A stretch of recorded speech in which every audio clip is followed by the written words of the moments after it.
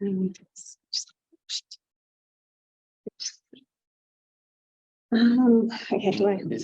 oh, that's a crash. Hi, my name is Liz Walsh and this is Alex Nielsen, and this is a project located in Launceston, Tasmania on the land of the Stoney Creek Nation. So the project approach was centred on introducing height and an element of surprise in a flat context, with the addition of one generous overscaled room. Furthermore, we believe the project explores what we think is a very Stonian idea, and that is the coupling of a simple and seemingly straightforward plan and elevation with a complex and unexpected and delightful section. Oh, over this way, sorry, I won't use the pointer. This is the existing plan. So the original 4-bedroom, 4 rooms, and then a late 1980s extension out the back. So the extension had 2 main floors, the connection to number 5, the garden, and the connection to number 4, the courtyard. This is the existing interior condition. It was lacking in variety and connection, as previously noted. This was the courtyard space just here, and the stairs up to the landscaped area out the back. So very damp, dark, cold, didn't get a lot of light. And these are the 2-storey buildings that flanked on both main boundaries, a lot of overlooking. So Harriet's project is a single-storey, but the neighbouring property is a 2-storey. So from the outset, a preoccupation of Harriet's was to create some privacy. She's a very private woman and wanted a retreat.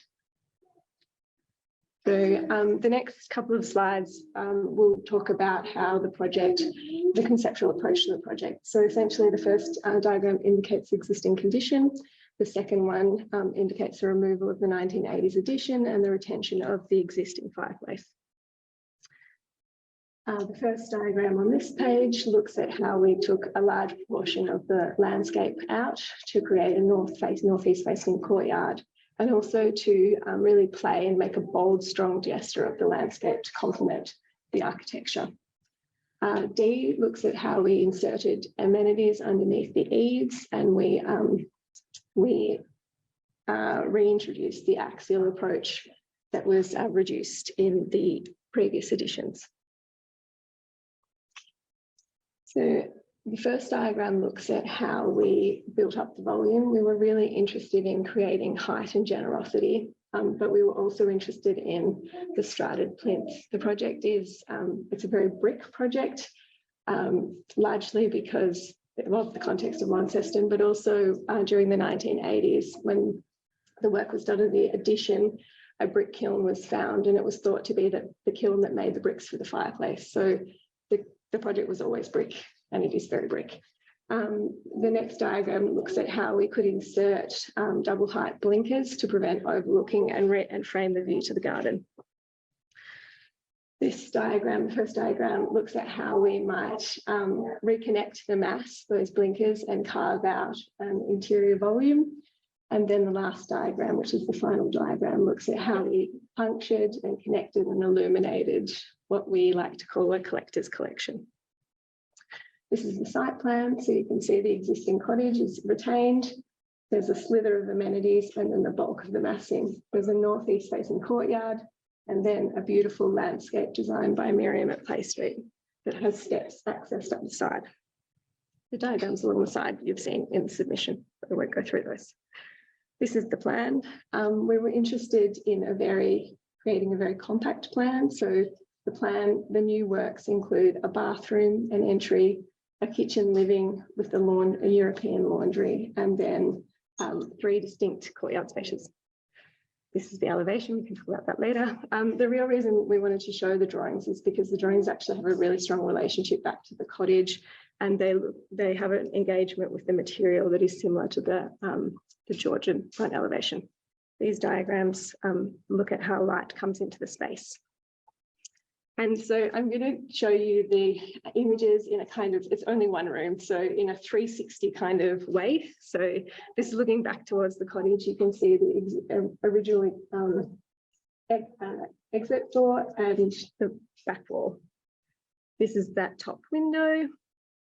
That's some details. Anstey Construction were the builders. They did a beautiful job. This is the kitchen. So we wanted the space to be domestic, but we didn't want it to have a domestic quality. So we were really interested in thinking about how we could reduce that and make it about the architecture. This is the view out to the landscape.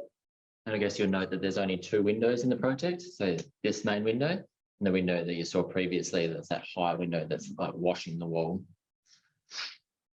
So really like editing the neighbouring context. It's important to Harriet to feel that so like private. Yeah. That's it. That's Harriet. She was really our collaborator as well. Did the scheme settle early?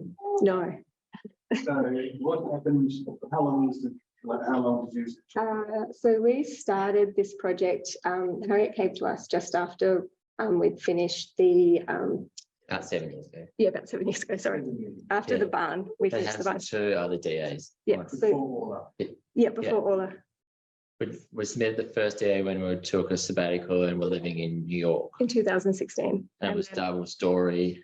And it had a bedroom upstairs. We had lots of iterations. It was a long conversation about how she wanted to live on the site. And the siting strategy, though, did that kind of glue quite quickly, or were there other versions? Yes, sorry, I should have said. So Harriet is a historian and she's also studied architecture. She didn't want us to touch the 4 rooms of the existing cottage. She made that very clear early on, which is why you don't see images of them. She felt that she wanted one space that was complementary, but quite contemporary and contrasting to the cottage that sits to the street.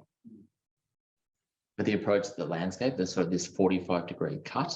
Well, they came quite early. Yeah. I think that was in both, like all the schemes. I was trying to find some space. Yeah, just a space, because it like, I know you sort of draw these like dashed lines about like removing like dirt, but like on site it was like quite a substantial amount of dirt that had to be moved by like. I'm sure you could talk for days and days about why there were so many iterations. Yeah. But what were some of those and what were some of the major ones? So I think that Harriet she didn't have a brief when she came to us. So part of the work was teasing out what she actually wanted out of the project. And she really, in the end, it was really this relationship to garden. She loves this garden and she wanted, and she pretty much spends 100% of her time in this room. She wanted a room. She calls it a beautiful room that she can do everything in. So but at the beginning, I don't think she knew that. So cost was also in it. So originally we had a bedroom upstairs with a bathroom that was quite expensive. It also detracted from, and we were trying to create a sense of volume, but also include that amenity upstairs. And she really early on said, look, I actually don't need a bedroom up there. I'm not going to use it. I just want a room that looks out onto the garden. And so that was, then we got a price. Sort of like shifting priorities. Yeah, and also she like was renovating a house in Melbourne at the time as well. Like working less, I think a lot of priorities changed and what she needed the house for. Like she has a daughter. I think they wanted to be there together, but then they were living together in Melbourne and realised that they could never be together. So she didn't need to like on a permanent basis. Yeah. So now they have this really like lovely relationship where they take it in turns. Like, so Harriet goes to her house and she comes down and they share two houses together. Yeah, but like it allows the brief to change. What did allow the brief to change? Yeah. The contemporary desire that she had, so that you could have taken many places, and so the materials would that. Like, how did that happen in terms of conversation with her? So I suppose we see this as contemporary, maybe not everyone does. You could have interpreted that many ways. Yeah. How did you land on this? How we landed, well, as I mentioned, the chimney was brick. Launceston is a largely brick city. The bricks to the floor that are lining the floor, they come from they're made in Longford. We wanted the bricks to be of the place. We wanted them to feel robust. We also wanted the room to feel not like the 4 rooms. So we wanted it to feel like the kitchen space of yesteryear that was more like a kind of annex, more outside than inside. We wanted it to be really robust in its character. And we also wanted a singular material that could express the volume, similar to the cottage at the front. We also liked the way that brick can create pattern. So that's us. Thanks. Thank you.